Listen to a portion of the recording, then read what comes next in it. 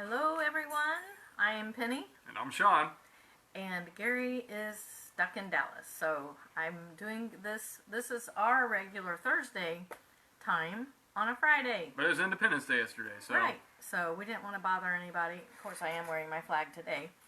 But so we decided to do this today, and we wanted to talk about questioning social norms and our own ideas and opinions about things that may just be based on what we were taught long ago or what we've always heard and never really given deep thought to. And so tonight we want to give some deep thought to those things. Yes. So that's basically so much of what we do, we're coming from a lens, where we've just been programmed to accept that as being the norm and being the way things are. And, of course now recently we have this kind of thing, especially millennials, but kind of everywhere, it's kind of an internet, born on the internet sentiment about what is normal anyway, None of us, why do we care about normal? What's normal? And which it kind of makes sense that it's come about in the era of internet, because now we can see so many different cultures and so many different subgenres, and people are different everywhere, and they can really relate to somebody on the other side of the world on something that everybody around them thinks they're crazy for.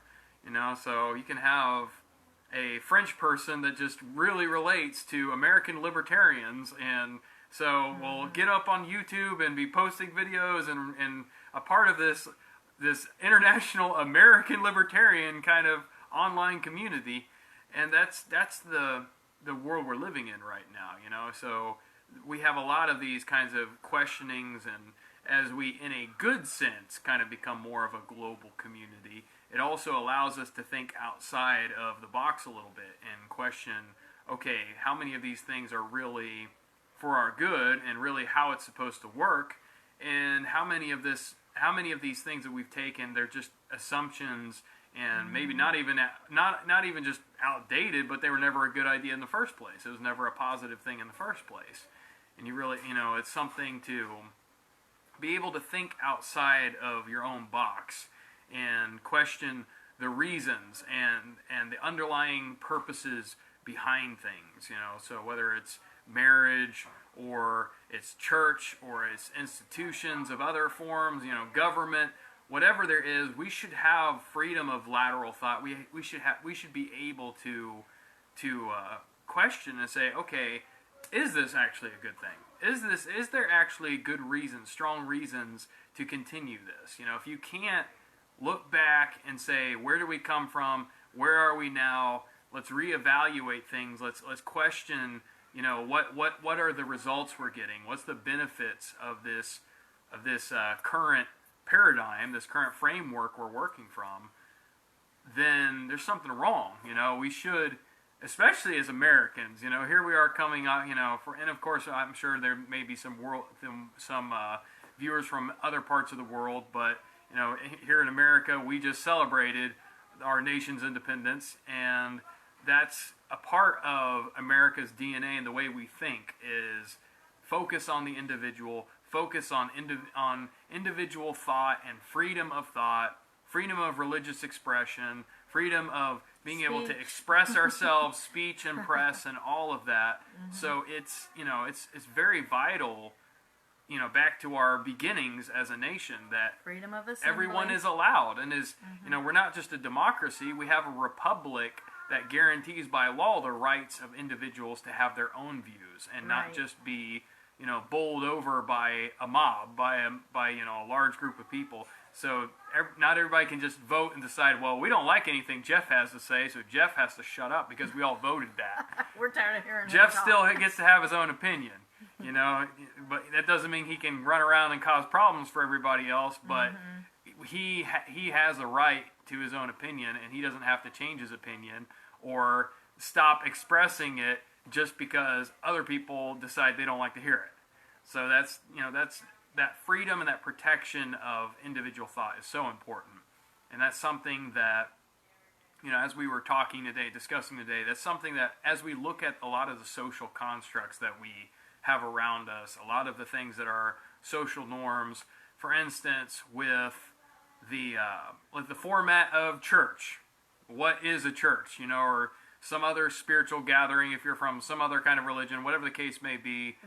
How should our gatherings actually be organized? Yeah. And what should they look like, and how should we really do them? Yeah, what should constitute a church? What's the focus of our gathering together? Exactly. And so the thing is, so much that we have set and that we've just done for hundreds of years, and some of the things go back thousands of years, there really is no valid reason other than just the fact that that's what we've always done. It's just tradition. Mm-hmm. And there is definitely a very extreme emphasis with most of these formats that involves the focus on a core few, the clergy, and all the rest of us are just the laity, and we just sit and we passively observe and maybe, follow cues of rise and sit and so on and so forth. Sing this song now. Yeah, there's no real interaction. There's no, it's all very programmed and very controlled, and the focus remains on the podium, it remains on who's up there, and all the rest of us, we're just, the nameless mass, and whoever's up there, they're the one with a name. They're the one that's important and that's going to get to talk and say what they're going to say. Nothing against anybody that's doing that. That's not that I have a bone or a quarrel to pick on anything, but why is that the widespread and almost only format that we ever see? In all denominations. In pretty much all denominations, Here there's supposed to be some kind of great reformation, but how are we even any different? There's not a lot there, So as we look at things like that and we consider, in the way it was said in the early church, everyone had a psalm, everyone had a prayer, everyone had their thing to contribute. It was very interactive and Yeah. community based, and it was like a family getting together. And Yeah. For most healthy families, it's not like a dictatorship. Family gets together, so everybody's got to sit down and shut up for 2 hours while dad talks or something. That's Or mom. Yeah, or mom. If that's what your family looks like, I'm sorry. I apologize to you on behalf of your parents who should know that that's not how a family should work. But anyway, that's the kind of thing that we see that needs to be questioned.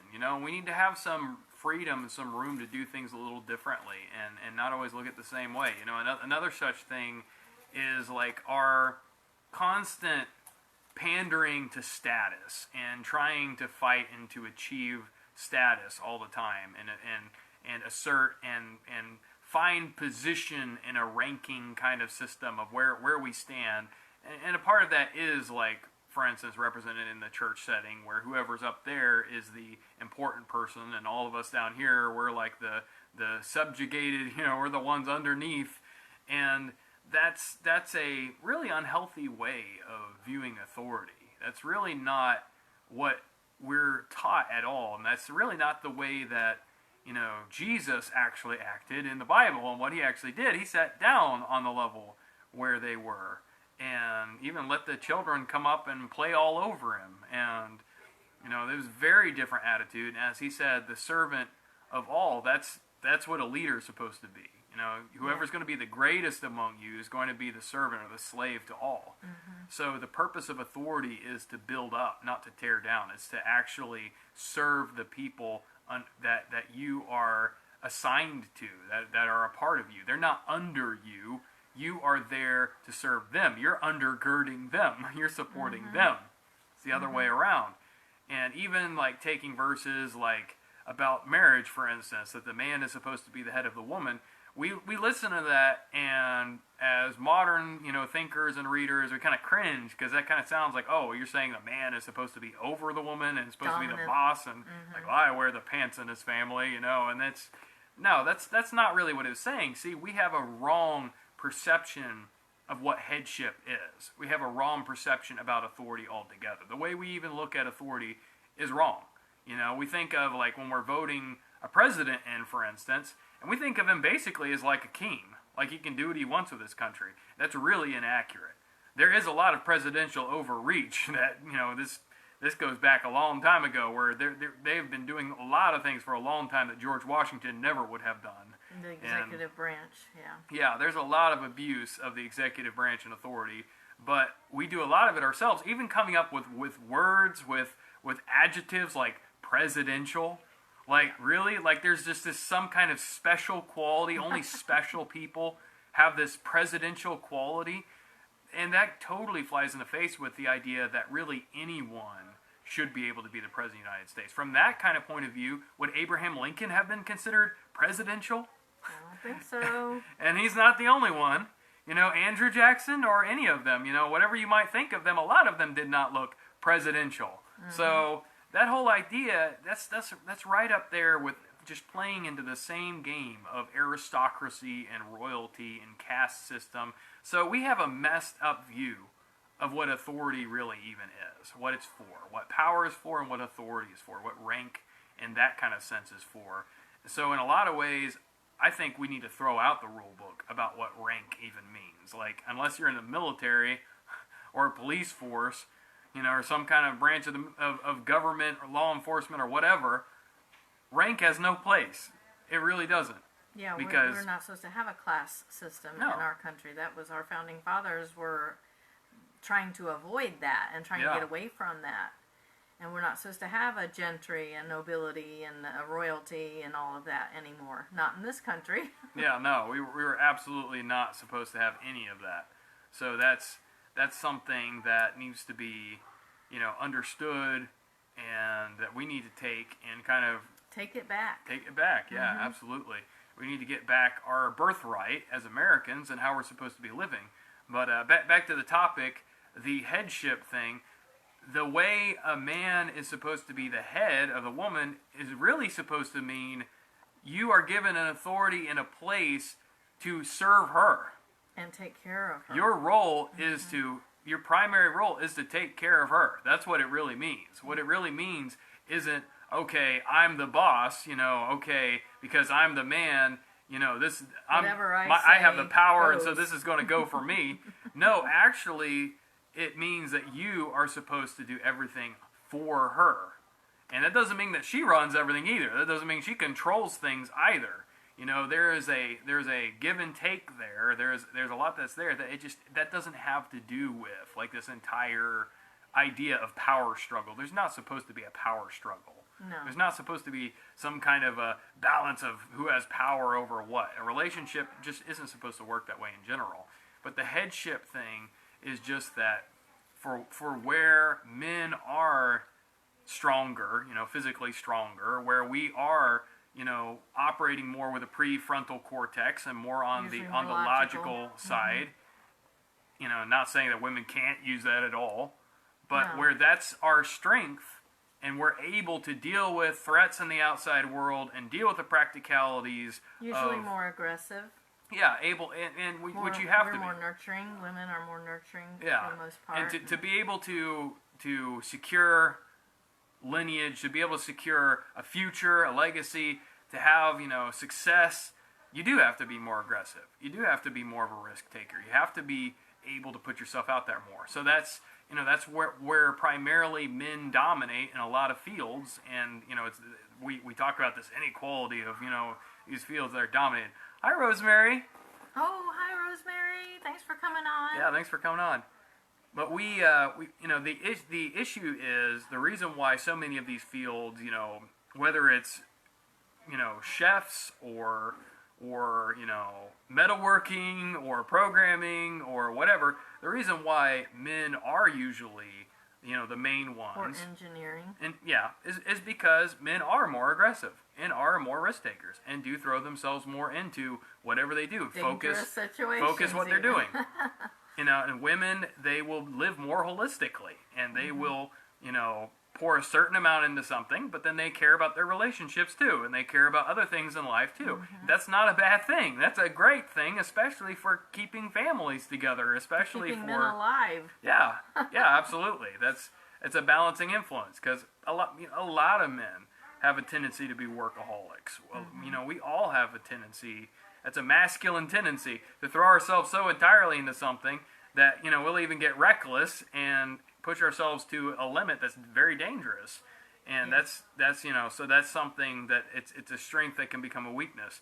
And so that's where the headship thing comes in, is where men can really do that and be that, and that's great for a family, and that's great for being able to support the family and take care of and protect the woman. And even if you don't believe the Bible, even if you don't believe what that says there, that's just going back to the roots of mankind and our own history, the history of mankind. That's how it has worked. That is how it has functioned well, and how villages and tribes and whatnot have worked. And it's natural. We function really well in that context. Now, has there been abuse of that? Absolutely. Everything's been abused. Everything's been used wrong. So seeing it from the wrong, seeing that concept of men being the head from the wrong perspective, instead of the perspective of being the head means you're the one who takes care of the family and makes sure that things are taken care of for each member of the family. And everything I do it for you is what men a lot of times in their hearts are thinking. Yeah. Even if the things that they're doing, their wife is going, I wish he'd be home once in a while, and I wish he would talk and handle these kids and things like that. But in his mind, I know from personal experience, he's thinking, I'm doing all this for my family. I'm sacrificing. I'm spending all this time at work for my family so they can have everything they need. If he's a good man. If he's a good man. And so that's the headship. That's what the headship is about. And a lot of times what we have is an issue of where it does become a power struggle, where it does become a battle of the sexes, of men using their aggressive and risk-taking behavior to try to push women under them, and then women trying to use their wiles and trying to seduce and get men to do what they want through manipulation. And that's where we have very unhealthy, balances of, it's a power, and that's really not how relationships are supposed to function. Who's in charge here? Who's wearing the pants? Yeah. And all that. And that's the big issue, is looking at it as who's in charge. And that's really irrelevant, because it should work a lot more based on specialty. You're smarter in this area. You know more in this area. You're better so at it. you can have that, and I'll assist you as you administrate and as you lead this. And that's really more how it should be looked at. And in areas where there's equal footing, okay, it's my turn this time, it's your turn next time. It's not that complicated, but we overcomplicate it when we make it that one person has to be in charge, period. I've heard it taught that the man should handle the finances. Just every time across the board, it's always in a marriage, the husband should always handle the finances. But I don't think that's necessarily true. And that doesn't really make sense. Like Proverbs 31 woman, she seemed to have a lot to do with business and seemed to be smart with finances. Some women are really great at handling the finances and the numbers and the spending and all of that. And you can't generalize with these things. You really can't generalize with these things. And that's the thing with the headship thing in general. Again, the issue is that what needs to be understood is that whole headship thing is more of a spiritual, emotional kind of principle of understanding it is your role to take care of her. And I think women feel secure and supported when they know that that's how their husband thinks and that's what he's doing. And taking leadership does not mean taking command and being the boss and saying what's going to happen. Taking lead, being a leader, which that's what the headship thing is about, is where women don't have the risk-taking and, okay, we need to go ahead and make a decision. That's where the man can step in and say, okay, we're gonna make this decision now because this is what we got to do. And he's looking out for her. That's what it's supposed to be. He's looking out for her best interest. Hi, Vanessa. Hi, Vanessa. I guess we should have tagged her in the comment on the video itself, come to think of it. Oh. Yeah, we're still trying to figure out how to actually get everybody on our Facebook Lives. Let everybody know when we're coming on. We're probably going to start up a subscription, so where you'll be notified. You'll be able to be notified. Like we'll have a chat bot that'll automatically put in your DM and say, "All right, we're doing our Facebook Live," and you'll be able to click from there. But we're going to try something like that. Try to get this a little more coordinated on social media's part. Or neither of us are media managers, so No. I'm a creator. I'm not really very good at that kind of stuff. Gary calls me media mad mama, but I really. Well, you're good at the relating to people. You're good at connecting and networking and getting all over the place. I love people. It's the. And people love me. Apparently, yeah. I want to get to this little point Go ahead. that we were talking about. Because Mary, you will recognize this book, but this part about. You're right about that. It's horrible at notifying the time. This is kind of related to the headship thing as far as the husband and wife. Some people think that where in Genesis 2:18, where it says, "It is not good for the man to be alone, I will make a helper suitable for him." Some have thought that helper suitable meant that a woman should clean the house, cook the food, and take care of the kids, so the man would be free to do more important things. Yikes! Because none of that's important. I mean, a house in Really? total chaos and kids that are savages that are children. biting you when you walk in the house and stabbing you with knives. Like that's we Making can the- all do without that. That's fine. Making That's the not money is important. all that matters, right? So, this is Linda Heidler, and Chuck Pierce wrote this, and Rosemary's really good friend, and my friend too, Yvonne Hicks, sent this to me, and the real meaning of helper suitable, the picture here is of two people standing together to experience success in life and fight off a common enemy. And Linda says, I think of two warriors standing back to back. And I would much rather see myself as a warrior than the person who does all the dishes and laundry all the time. Two warriors standing back to back so that neither of them has a blind spot or a weak side. That's the biblical picture of helper suitable. And the full concept of the helper suitable is that the woman is one of a pair that works together like a right hand and a left hand. She is the one best suited to stand with you in resisting the enemy. The helper suitable God brought to Adam was not created to wash his clothes and fix his meals. She was created to come to his aid in battle. She would make the difference in him overcoming the enemy or being overcome. And I know that has been the case for me and Gary many times. One will fight when the other's down, and sometimes I'm the one who has to fight for him spiritually. And I just really love the way Linda put that and explains what it means by helper suitable.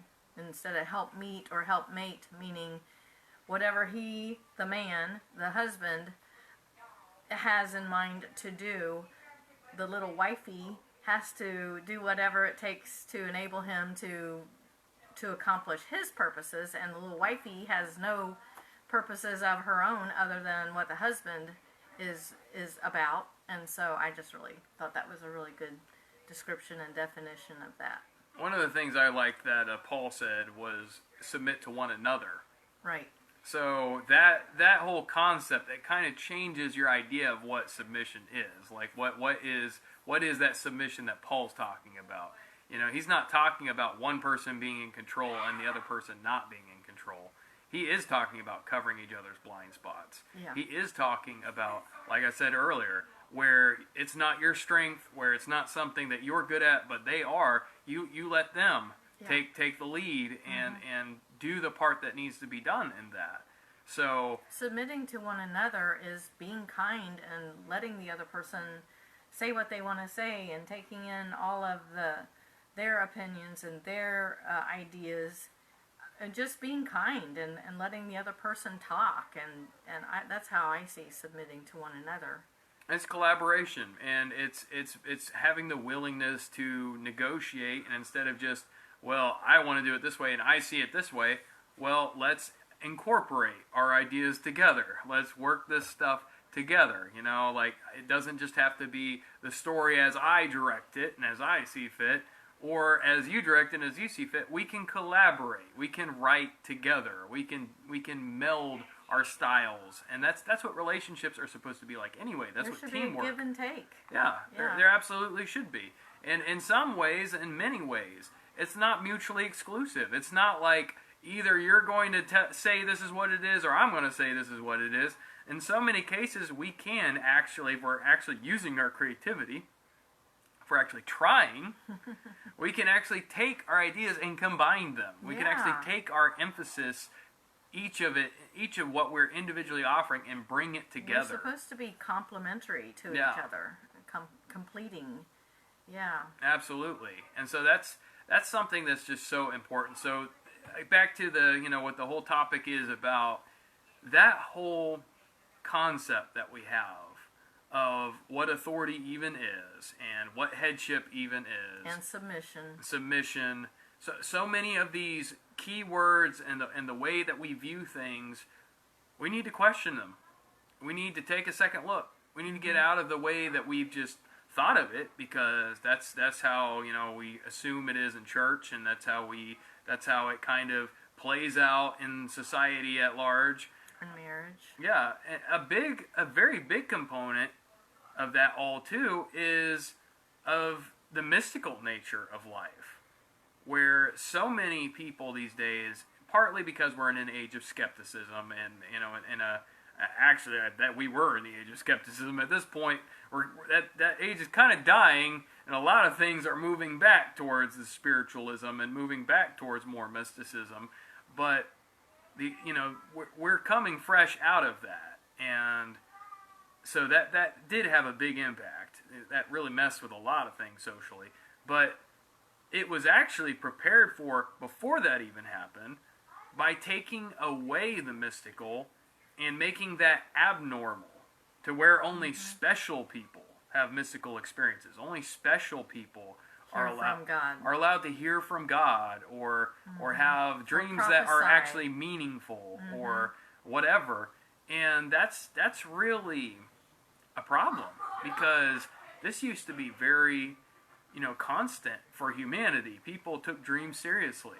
Not even just the Jews or the early Christians or whatever. Everyone, the world was taking these things seriously. The pagan kings had dreams, and they knew that it meant something, and they found out the interpretation. They went to extreme measures to find out what that dream meant. Yeah, and it affected their nation. Yeah, absolutely. And then on the Christian side, Paul was talking about how he wanted them to really pursue the gift of prophecy, especially that was something that we can all prophesy. Eagerly desire. And he said, go after that most of all. So it was normal at that time to have encounters with angels, to have angels show up. It was normal. To bring messages, because God wanted to deliver this message, wanted you to really get it. Yeah, like the maid that saw Peter, they all had an easier time believing that Peter's angel showed up. Because they were used to angels. They had a hard time believing that God actually intervened and opened up a prison gate for him and let him out. So they were very used to the supernatural. They were very used to the mystical. They were hearing from God, and that was everyone. That was all the believers, not just the apostles. Not just apostles, not just special prophets, not just special people. It was everyone. There was no special people. The norm was to be used by God. The norm was to hear God, and even that term, used by God. I mean, come on. It's really, you're getting to go on a fun trip with God. You're getting to do something fun with Cooperate God. with Him. Is really what it is, It's like the whole idea. Again, there's another one of those concept issues where we think like somehow, I need to serve God. God doesn't need you to serve Him. He's our daddy. He's got billions of angels, trillions of angels. He's got all kinds of stuff, and He can just do whatever He wants with a thought anyway. So, no, He doesn't need us to serve Him, but He likes to do things with us. And we cooperate with His plans. And it really is valuable to Him as a person when you want to do something just for Him. When you want to do something to really do His heart good, the same way you want to do for another person, the same way you might want to for your husband, for your wife, for your son, your daughter, your friend, or your parent, where you want to just do something that will make them happy. When that's what you want to do for God, that kind of idea of serving someone, of serving God, that's great. That's wonderful, and you're favored when you do that. But And when you prophesy to someone, you are helping them. You are helping them know God's will and confirming what they think God is saying. And prophecy is a wonderful thing. Yeah, tapping into what is really in the realm beyond this one is something we're made to do. It's something we're supposed to do. It should be normal. Every believer. It should be absolutely normal. It's not something that the norm should not be not hearing from God, especially for Christians. And so we've got to challenge that. And instead of just being like, well, some people hear from God, and some people they're the pastor or the prophet or whatever, and it's their job to hear. And well, that's great for them over there. We view it as this auxiliary thing. It should be normal. We have the Bible, and that's all we need. But that's where that came from. That could have never come into existence if people were all just hearing from God. Like they're gonna be like, yeah, right. What are you talking about? We all hear from God. It's easy to bring in the idea that God never speaks anymore. It's easy to bring in the idea that the mystical has no place, and we have the Bible, and that's it. It's easy to say things like that in a culture where only a few are even given the reputation of hearing from God, where only a few are allowed to be mystical. Have that office. Yeah. Office of the prophet. Yeah. So that's a big issue, and we got to change some of these things that are considered norms in society. Yeah, if you really read the New Testament, there is so much prophetic and so much spiritual stuff that went on with people other than just the apostles even. So it's for us. The Bible tells us we would do greater things even than Jesus did when he was on the earth. And we're supposed to pursue that and not just live in the ordinary and the just what we can see with our eyes and the secular and the natural and all of that. There's more to this life that God has for believers. Absolutely. And then another thing, a big thing that we've got to really consider, we've got to really, as Christians or as a student at a university or, any of these positions where you put yourself in a place of kind of, being humbled under someone else's teaching and listening, and taking in what someone else is saying, how things ought to be and how things are done. We really need to consider how what we take in can be completely opposite to what we're living. And where we can become conflicted inside without knowing it because we're believing two things that are opposite to each other. And we can say one thing and think one thing and do the opposite in our real daily life. Given context, compartmentalization, and and just not even be aware of it. Like we can think that it's we should be hearing from God or whatever, and yet live our daily lives not trying to listen, not trying to get close. We can go to church on Sunday morning and agree that we should love each other and of course we should whoever was to be the greatest should be the slave to all. Oh, what a heavenly thought. And then go back to our lives and boss and push people around and fight for status and playing the same games. And are we believing one or the other more?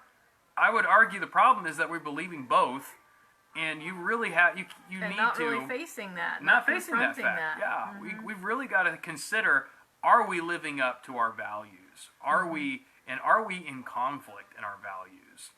How much of the way we're living and what we're prioritizing and the fundamental, the MO, the modus operandi, the fundamental things that we are having drive our behavior and drive the direction that we take in life, is it in conflict? And is it actually in alignment with the vision that we have for our own lives, for who we really want to be, and for who God really called us to be? That's a question that you've got to ask yourself, and that you've got to take time and really drill down and say, okay, this is what we have taught and what we have said, but am I even practicing that? And is it even valid to practice? Like, question those things. Just because they say this is what you're supposed to do doesn't mean it's what you're supposed to do.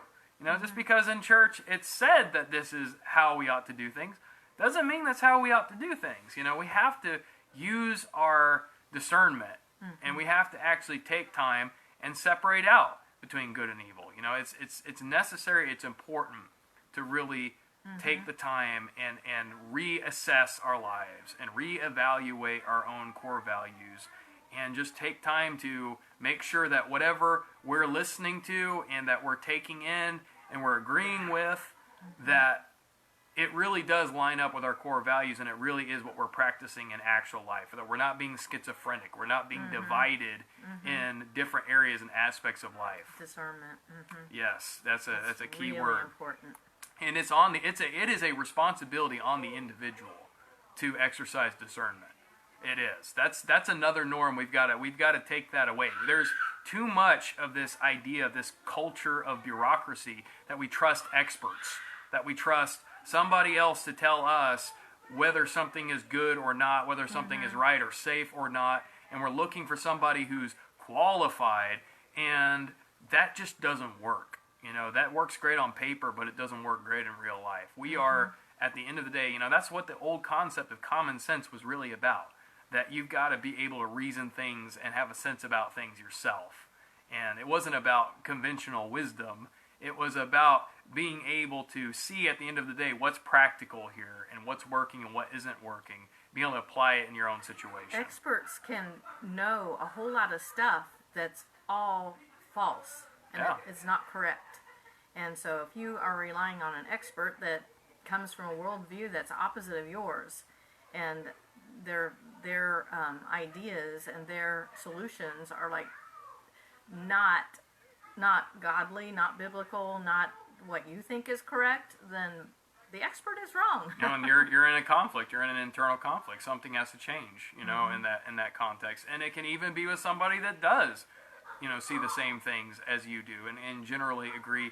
But their situation is not your situation. Their life is not your life. They can't give you advice as if they have walked a mile in your shoes. They can't do it. Nobody can. The best anyone can do is try to give you some kind of guidance based on their experience, but they don't know your experience. So they even have to trust you to have discernment for yourself about what they're telling you, if they really want what's best for you. So that's something that's important. We got to understand this, understand that it's individual responsibility. This is something that our founding fathers believed in and stood on as being very important, that we as individuals needed to stand for our values, need to be heard. We need to make sure that we're holding authorities accountable to what's actually going on, what the truth is. It's just very important to take individual responsibility and not just leave the safety and well-being of our lives and our own beliefs of all things. Like, that is so important. It's so underrated, undervalued. Values are undervalued. We really need to think and take time and drill down deep into what we really believe and what we're really doing and how we're applying it, how we're practicing it, and how it's all working together.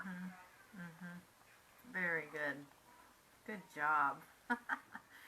So, I think we're done for today. Gary had to stay and work because he had the 4th of July off, and whether he wanted it or not. And so, next Friday, hopefully, he will be back. And next Thursday, Shawn and I will have our regular scheduled session. And thank you all for joining. It was so good to have the thumbs ups and the hearts and everything. And I love the interactions. Yeah.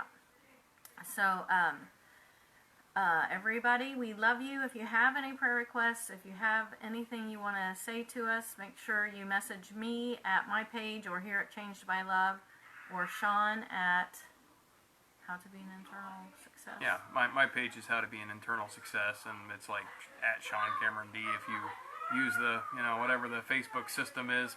But yeah, and of course you can feel free to DM us on these things at any time, and put comments. If you're what would they call it? Review watching. Replay. If you're a replay viewer, you can comment after the replay, and we'll definitely be glad to answer and get back to you. And we're here for you. Yep. All right. Thank you, Vanessa, and we will see you next time. Bye-bye. Bye.